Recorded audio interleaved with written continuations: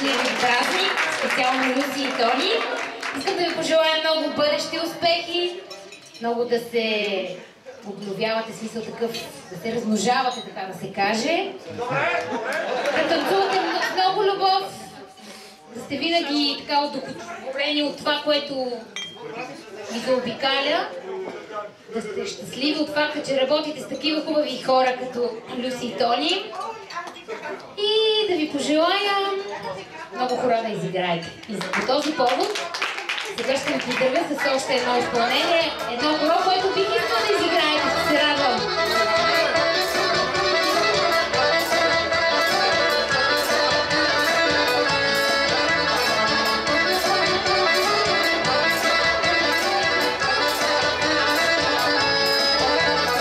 Защо